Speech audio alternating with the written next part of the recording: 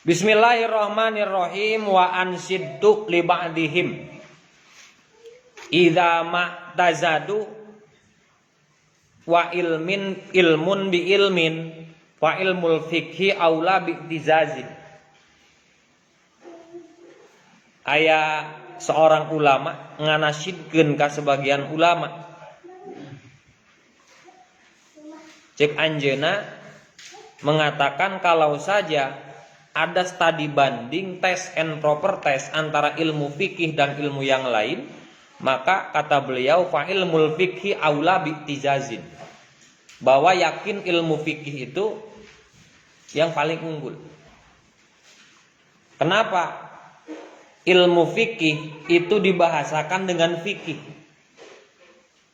Kenapa tidak bahasanya itu ilmu tentang sholat atau ilmu ubudiyah? Ya kan? Karena kan sebenarnya kan ilmu fikih itu lebih condong kepada masalah ibadah.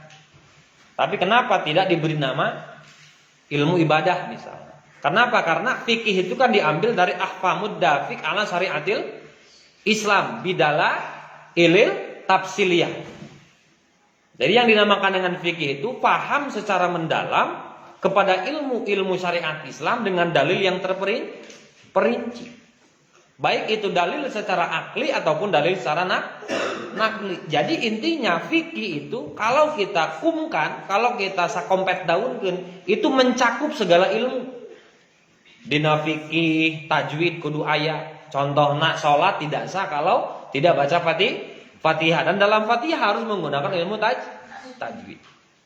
Dalam ilmu fikih ada tauhid, asyhadu alla ilaha illallah, asyhadu anna muhammadar rasulullah, salah satu rukun yang harus ada dalam tahiyat akhir. Berarti mencakup ilmu tauhid.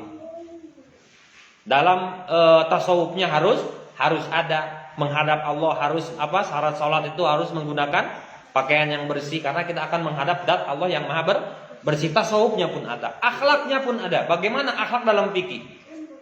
Salat, contoh akhlak dalam fikih. Salat itu bagian dari ilmu fikih. Tapi lihat ketika imam memimpin makmum yang begitu bercorak ragamnya, ada imam partainya partai A, sedangkan makmumnya partai B, C dan sebagainya. Bahkan termasuk walaupun imam maru urang tetap wajib nuturkeun. Jadi itu bisa kieu. Wambung aing cenah. Saya taruku aing sujud langsung cek si ekat nah. Kaboko aing cokot ku si eta. Teu hayang teuing aing luruku ka si eta. Teu bisa. Di dalam ilmu akhlak pun ada, hanya dalam salat yang berbeda partai harus mengikuti kepada imam walaupun beda partai. Kita banyak melihat kebijakan-kebijakan dalam negara yang kalau kebijakan dibuat oleh seseorang yang tidak satu paham dalam partai, maka dicari titik kesalahannya. Dan itu yang terjadi di negara kita. Ya kan? Apapun yang dilakukan orang yang kita dukung, maka itu disebutnya apa? Alus gawe. Apapun yang dilakukan oleh kebijakan yang dilakukan oleh orang yang lawan politik kita, maka kita mengklaim dengan itu disebutnya pencitraan dan lain sebagainya. Kenapa? Karena dalam politik tidak ada undur maki lawala tangdur man kola. Dalam politik tidak ada seperti itu. Maka dalam fikih itu buang jauh-jauh. Walaupun imam yang memimpin kita dalam salat partainya merah, kuning, hijau, hitam, coklat dan lain sebagainya, dalam fikih disamaratakeun. Dalam fikih ketika presiden datang duluan, maka presiden cicing di hareup. Lamun datang tukang di tukang wayahna sanajan di hareup RT tukang presiden. Dan hanya dalam sholat rakyat jelata bisa memerintah pejabat. Selain dalam sholat tidak ada. Jadi ulah kena orang jadi kubu embung ngilu ruku lah si eta mah bawaan urang da RT.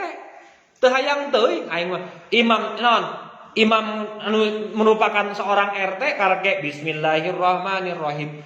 Ku makmum kulantaran ieu kubu sujud ti heula. Teu bisa. Tapi seperti itu, walaupun seorang presiden sekalipun, raja sekalipun dalam konteks sholat yang merupakan sebagian dari ilmu fikih, maka wajib mengikuti naon? Seorang imam, karena itu merupakan salah satu kewajiban.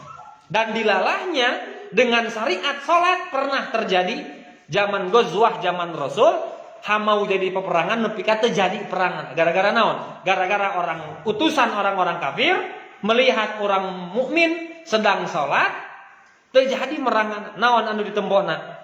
Ketika orang Yahudi melihat orang Islam sedang sholat, sieun. Kenapa sieun? Ternyata orang kafir melihat orang Islam sedang sholat. Imamna nukangan makmum, tapi makmum nuturkeun serempak. Naon dituturkeun ku imam? Cacak-cacak nukangan makmum. Komo lamun si panglima nate nyambut pedang bari pahareup-hareup jeung makmum jeung pasukan. Wah, ieu mah teu bener. Moal meunang urang ngalawan pasukan nu kaos kieu. Cacak-cacak imam nukangan makmum, tapi makmum dengan sukarela, dengan kewajiban mengikuti imam.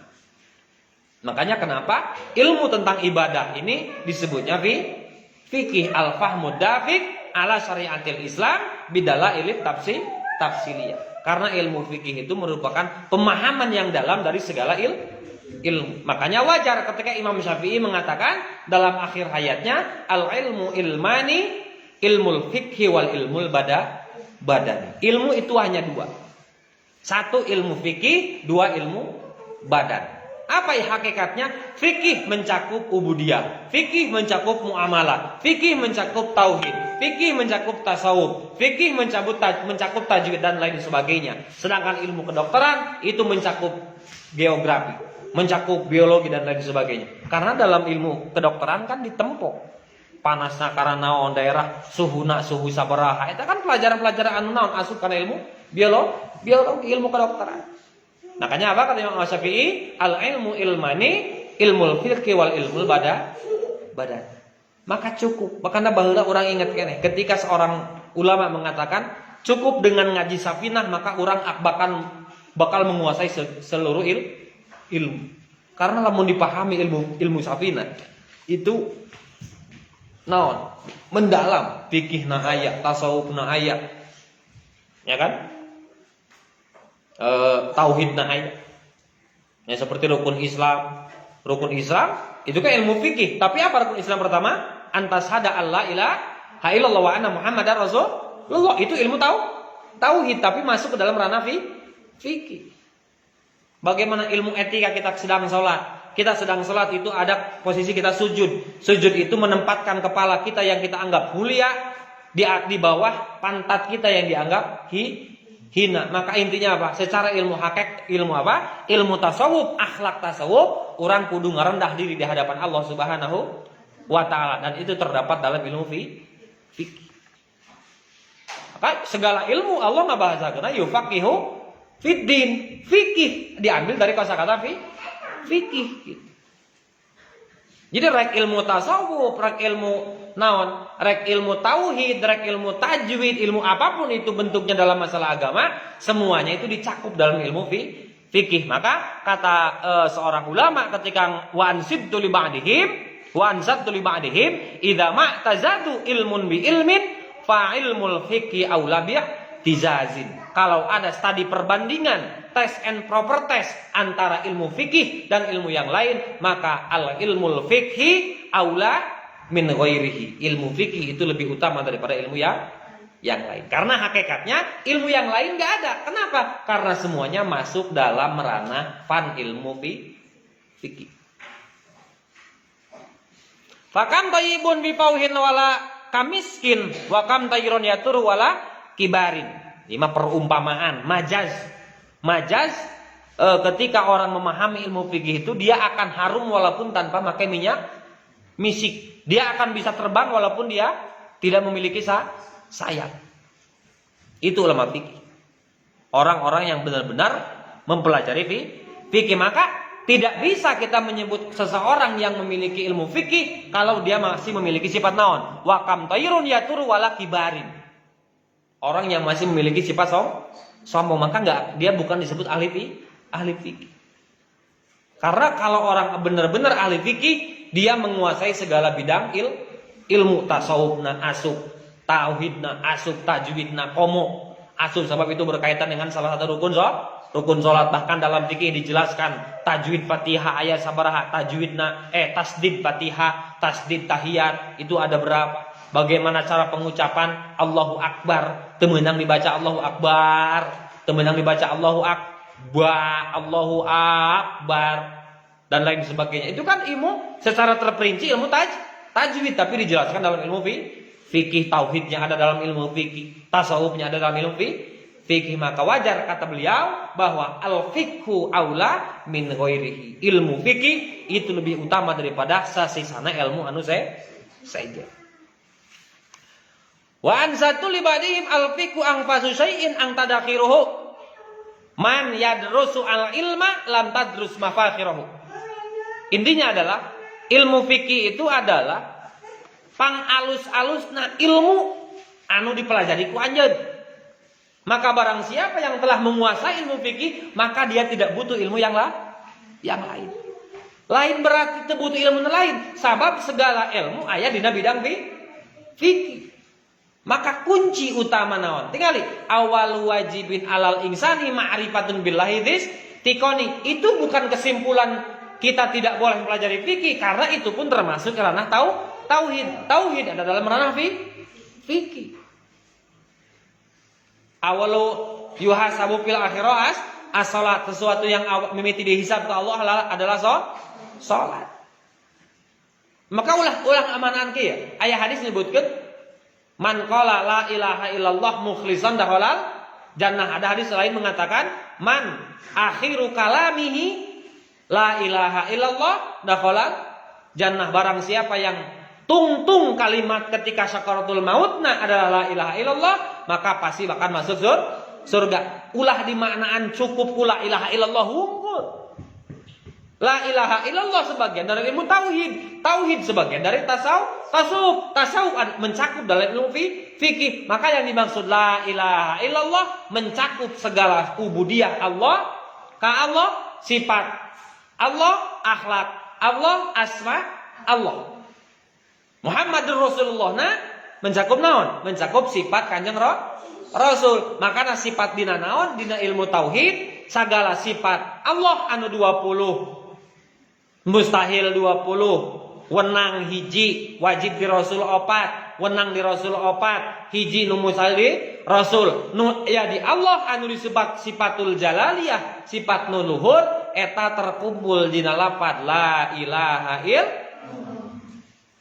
Tingali inti tauhid aya dina sifat inti tauhid aya dina sifat Allah, sifatur rububiyah.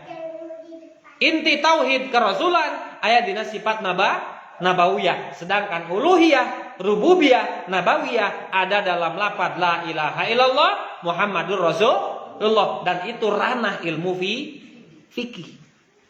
Jadi ulah dikatakan kieu cukup we nyebutkeun la ilaha illallah pasti masuk surga. Cek Rasul man qala la ilaha illallah dakhala jannah, man akhiru kalamihi la ilaha illallah dakhala jannah.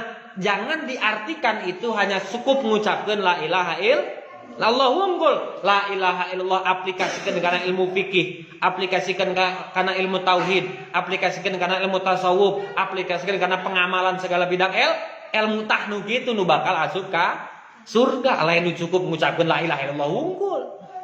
Manana jero la ilaha illallah. Nah, makanya apa? Ilmu fikih itu adalah asli kulil ilmi. Asalna, pokokna, hakikat sakabeh ilmu. Ya, jadi fikih itu bisa kita artikan bisa dua pengertian. Satu, fikih yang berhubungan dengan ubudiyah ke Allah yang bersifat naon? Zahir, hablum minallah ataupun hablum minan nas. Makna umumnya fikih itu adalah segala bentuk ilmu yang kita pahami secara mendalam. Ngaji tauhid nepi ka apal sagalana itu fikih. Ngaji tajwid nepi ka apal makharijul hurufna, sifatul hurufna, naon di panjang pondokna, mad dan lain sebagainya, itu adalah al-fahmu ad-dafiq, yaitu fikih.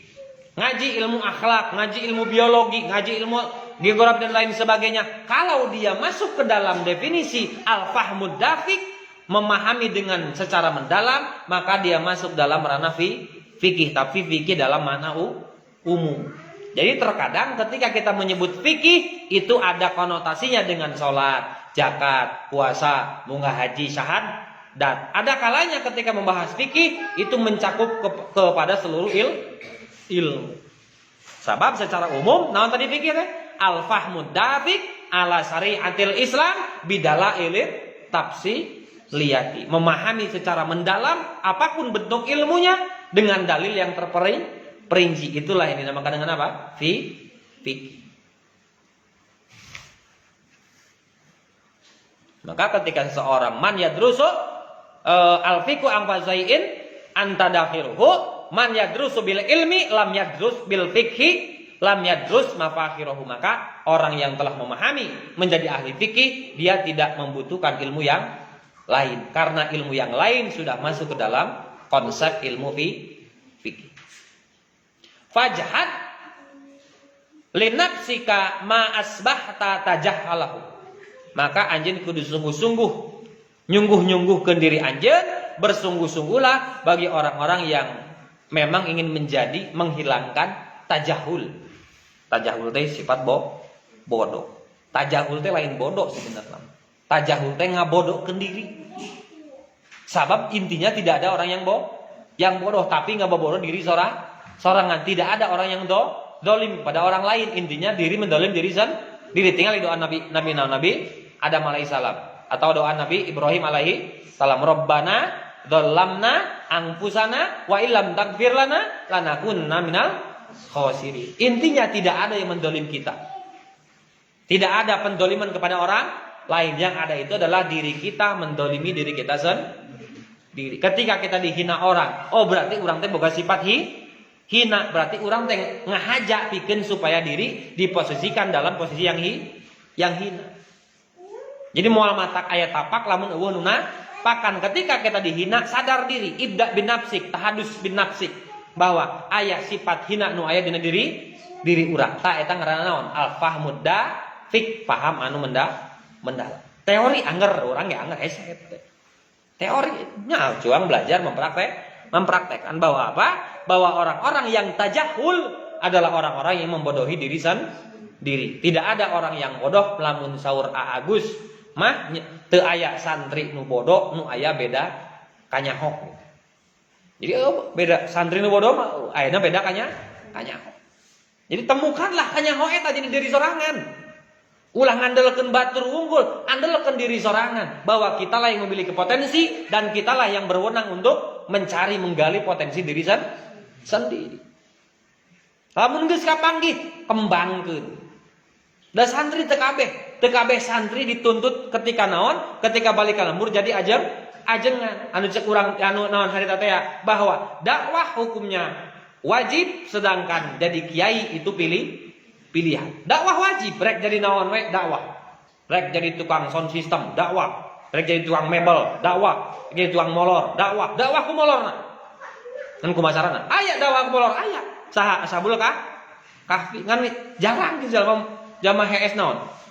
Naon jalma dakwah WS. Jarang ya. Ya paling lamun niat iktikaf, molor di masjid, dakwah lumayan lah saeutik. Gitu. Jadi apapun profesi yang nanti kita dapatkan, yang kita peroleh, yang ditakdirkan, sing ingat bahwa naon? Wajib hukumnya kita mengemban dakwah. Dakwah itu bukan ajengan. Dakwah itu bukan jadi kiai. Ud'u ila sabili rabbik bil hikmah wal mau'izatil hasanah. Tidak harus jadi ulama, tidak harus jadi kiai, tidak harus jadi ustaz. Berdakwah itu cukup kita apa? Mencari potensi diri kita sendiri, lalu kita kembangkan potensi kita. Setelah kita kembangkan, kita jadikan itu ajang dakwah. Maka konsep ilmu yang pernah diceritakan itu satu apa? Tahwilul juhala ilal ma'rifah. Transformasi karena tina bodoh karena bisa. Dua, tahwilul ma'rifah ilal fikroh, transformasi naon pangabisa karena pola pikir. Katilu naon tahwilul fikroh ilal dakwah, jadikeun pola pikir urang jadikeun dakwah. Nu kaopat tahwilul fikroh ilal goyah, transformasikan dakwah orang karena naon? Karena tujuan nyaita li'ilai kalimatillah. Apapun profesimu, apapun kedudukanmu, apa jadi naon we urang ge, jadikanlah tujuan hidup urang li'ilai kalimatillah. Yakinkeun al-islamu ya'lu wa la yu'la alaihi. Dan tingginya Islam itu bukan hanya sekedar oleh ulama, tapi dari berbagai sisi semua harus berjuang ngadirikan agama Islam. Maka ulah nepika jadi pengusaha anu naon teh si sepote ulama jadi geyebet nu beunghar karumet anu miskin cecarawed. Nah gitu. Nah arti kan anu maling anu sok fakir teu sabaran gitu kan. Nu beunghar berwit, nu ulama sombong. Karena itulah oleh-oleh juri baheula. Jadi ketika Rasul berjalan bertemu dengan setan, iblis di jalan, ternyata iblis teh keur ngagagendong 3 karung. Lalu ditanya, "Wahai iblis, apa yang kau bawa?" "Saya membawa 3 karung oleh-oleh untuk apa? Senjata untuk memusnahkan umatmu wahai Muhammad." Satu apa? Sakarung isinya sifat aral, sabar. Untuk siapa? Untuk orang miskin, untuk orang fakir. Jadi bagaimana caranya setan menggoda manusia yang fakir untuk bersifat tidak sabar. Makanya kata Sayyidina Ali, kadal fakru ayyakunal kupro. Terkadang kefakiran menghadirkan kekufuran. Yang kedua, naon cak Rasulullah karung kedua. Karung yang kedua isinya adalah pelit. Untuk siapa? Untuk jalma beunghar. Maka bagaimanapun setan caranya untuk menggoda orang-orang yang kaya, yang agnia, untuk sayang mengeluarkan hartanya. Dan hiji deui karung numpang gedena, eta naon karung numpang gedena iblis? Naon cek iblis ngajawab, ini adalah sombong, takabur. Untuk siapa? Untuk para ulama. Jadi lamun aya ulama anu sombong, ulama anu takabur, sebenarnya tong reuas. Eta teh sifat naon? Sifat sunnatullahna kitu baheulana. Bahwa memang di setan itu berusaha untuk mencetak ulama-ulama yang sombong. Setan itu misinya adalah mencetak bakhil diberikan kepada orang-orang yang kaya. Mencetak orang fakir agar orang fakir tidak memiliki sifat sabar. Dan itu merupakan apa? Merupakan tugas setan iblis. Nah, karena lamun nempo jalma beunghar berwit, nempo jalma fakir aral, nempo ulama takabur, oh eta mah oleh-oleh setan. Dan nu paling gede naon? Nu paling naon? Akut penyakitnya itu adalah naon? Ulama anu sombong, ulama takabur. Itu yang paling naon? Anu paling menghancurkan umat ya seperti itu. Ketika orang kaya berbuat dosa, maka dosanya cukup untuk diri sendiri. Orang fakir berbuat dosa cukup untuk diri sendiri. Tapi ketika ulama yang berbuat dosa, maka dosanya bakal keajangan sakabeh umat. Ya, bayangkan, ya dina kontestan politik we tempok we ente, bandungan sorangan. Ketika ulama geus ngagogoreng seseorang, santrina alumni ngilu ngagogoreng gitu. Itu bahaya. Maka wajar ada yang mengatakan yang salah satu pemimpin umat nanti ke neraka salah satunya adalah dipimpin oleh ulama, yaitu ulama yang tidak bisa menjaga lisannya, ulama yang tidak bisa menjaga akhlaknya, sampai-sampai masyarakat, umat, alumni, santri nuturkeun karena akhlak ulama. Naudzubillah min. Karena kadang-kadang mah sami nawa atau anak urang teh teu naon. Makanya orang kudu boga filter, kudu boga saring.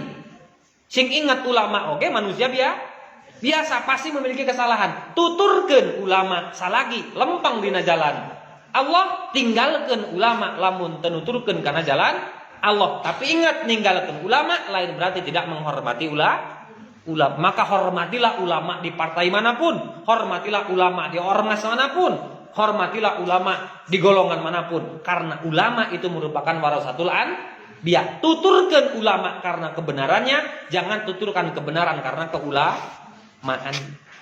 Sebab ulama ge aya salah. Nah, anu boga sifat maksum mah Kanjeng Kang Rasul. Ulama mah teu boga sifat naonna, teu boga sifat maksum. Ketika ulama bersalah dipenjarakeun, urusan kepolisian. Urang tong nyala pipilu nyalahkeun anu sejen. Emang ulama teu bisa salah? Nya bisa.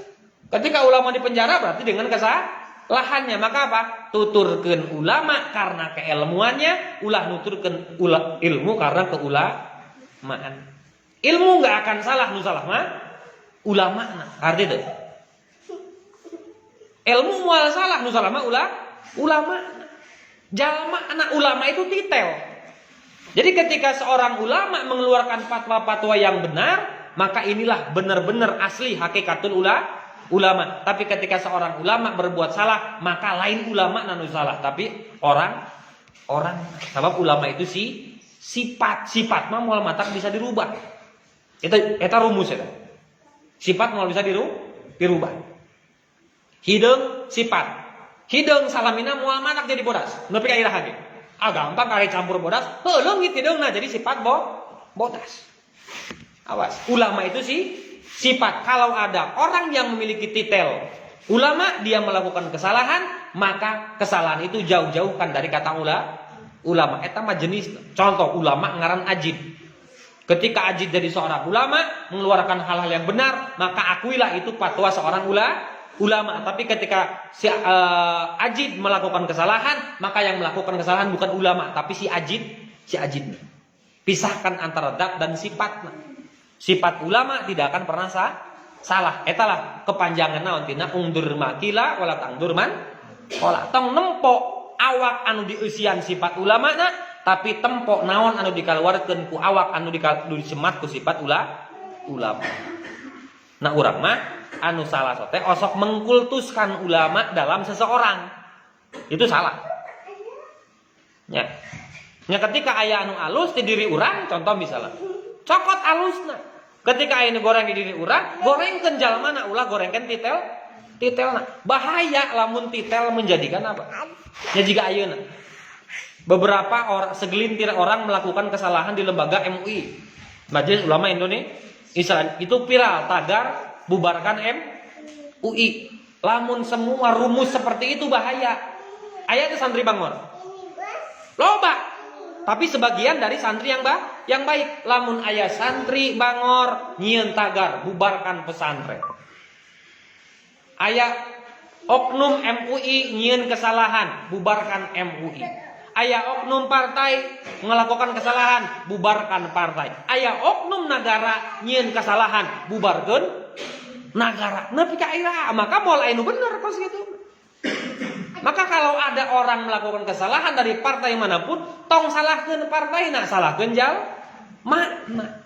Ketika dalam prinsip jalmana, tong salahkeun jalmana, salahkeun kesalahanna. Jangan sampai kita selalu menyalahkan orang lain. Nu antukna apapun yang dia katakan selalu dinilai salah karena orang geus kagok nyalahkeun jalmana. Itu bahaya. Maka kalau ada yang membuat tagar bubarkan MUI itu salah total. Ya, logika nama-nama. Ketika aya hama berit dina jero sawah, tong memejet sawah neangan berit teangan we beritna. Tah jiga si atus beritnya dicekal si eta. Aing boro-boro gila aing. Saha si atus si aing. Si aing. Gila aing. Geus masang beunget garang ge urang di maya berit sliwat mengacelang aing. Lalu dipikir-pikir sieun naon ka berit moal matak jalma paeng ku berit angre sieun. Lain sieun gila aing. Duna kudu nyieun pawang dikasih ayu tadi mah.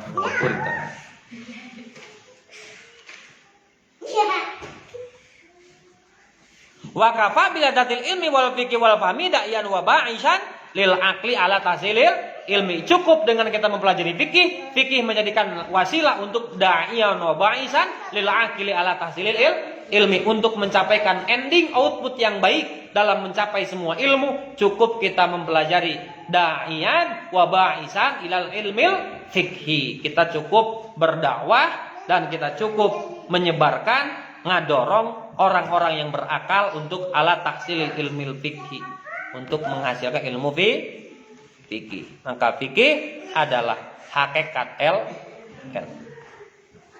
Wa qad yatawalladu al-kaslu wallahu. Wih. Mau? Tutup tuh. Kan kalau bot.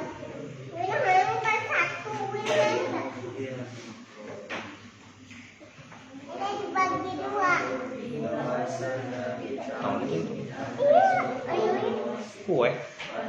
Kue.